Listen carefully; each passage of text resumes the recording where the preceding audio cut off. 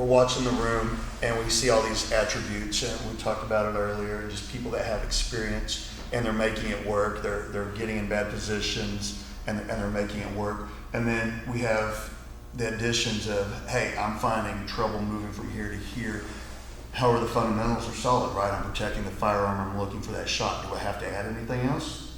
No, probably the only thing I would add from there is making sure I'm getting distance after I get that shot, because I have to clear this thing, right? So how do I disengage from there after I took that shot? The other thing is, as we're teaching this, one of the things that we're trying to do is develop that warrior mentality, right? We're warriors, that's our profession. That's what we choose to do. We choose to do violence to people to keep other people safe, right? And we do it in such a way that's justified. And so when we teach this, when I teach this warrior mentality, what does that look like? I took this shot, this guy's cracked out, it didn't stop him, he's still attacking me. Now I have a poorly designed club right in my hand. So now what happens? Can I clear it from there? Is that something that we're gonna gain?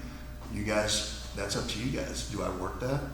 You know, we can teach the fundamentals, this keeps the firearm safe, but I can't be with you every interaction that you have to coach, hey, you need to clear that, or you need to go to another tool, or you need to find your index no matter what it takes so I can get this clear and I can get back in the game, right? So just developing that and watching your people and seeing how they accept positions, how they react to positions, how do they react to being fatigued and having somebody on, you know, what if we change partners and you're worn out and you've got, you know, somebody you're not used to dealing with, a whole different body type on you, and you're having to deal with that. That's great. You need to work through that. This is the place to work through that, all those bumps and bruises. So when you're teaching this, just keep an eye out for those things. Take those opportunities. It's one of the things that Pappy did for me from my first summits, is pull you aside and introduce you back to the reality of combat, the reality of what we're doing. It's all nice and pretty, dog and pony shows and stuff like that, but we're the ones that have to go to the calls, right? We're the ones that have to enforce those laws and bring people in by force if necessary. And so as we do that, what are we looking at? It's your job to teach this, and as you're teaching, it's your job to develop that mindset and just push through that next level.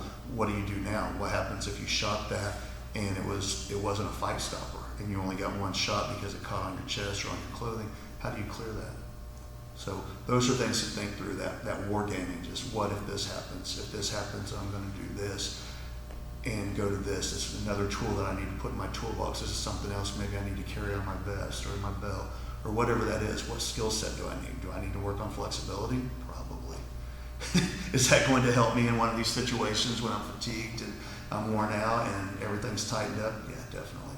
So that's on you guys. So you guys have got it through your head. But think about the people that you're teaching. Think about all the guys in your department, because you guys are 1%ers of your department for training. So when you talk to the other officers, I'm doing jiu-jitsu every day. Good for them. Way better than nothing. And that's going to save their asses. And they are going to be better at apprehension. But they're just going to make it up as they go, because they each have a different game, different body type. They can't put that on other people. If you have guys that go, I power lift and I run. Yeah, awesome. That's what you wish everybody did. But he can't put that on anybody else. So what we're trying to give you is those key little things that somebody who's not a jiu-jitsu guy, not a power lifter, not a runner, older guy who just came in, small-framed officer who you're like, you know, that person's so fragile, what can I give him? Is a chance of survival based on a tactic that works because it's been tested under pressure and it's tactical.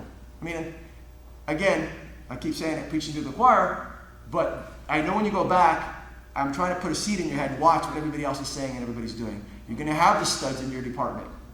But are they trying to teach that or imply that to anybody else? Are they just saying, wake up every day at 4 in the morning, lift weights, run, and do all this? Is that really going to get across the board? But you guys are examples, and if you go back and you impart just key little things, you're going to increase the survivability. Plus, when you get to a scene, it's going to be you that puts hands on, but at least they know what to do next. And at least they know, oh, that's what they taught us. I don't quite know it, but I know he's got the upper body. Let me get the legs. Or if I'm in my legs, let me put my head up his ass and not in front of him where I can get punched in the face. And every day I get stuff sent by these guys, like grenades, because I get upset because I am a martial artist and I want it to work. And it's guys doing bad tactics. You know, one arm here, the other one's here, pulling them apart. That shouldn't happen. If DT is taught in a way that has these little key elements that we've brought to you that have been around for 30 years, everyone's going to get better together. So going back to Pappy's generation, same thing, only a few people trained, but they sparred. They just sparred. They used to get in the ring and box. So they were more combative. So we got rid of that. So now you have less combative officers who most aren't training anyway. So rather than make them spar, because I know that's not going to happen, getting them in the ring, what if you do all these drills and all these pressure testing with music, with fun, and just make it a workout? Because what they're getting is the hiding repetitions, and they're learning basics, how to keep the gun, how to draw faster, and how to protect their head, which is half the fight. So these are the things I want you guys to kind of take back.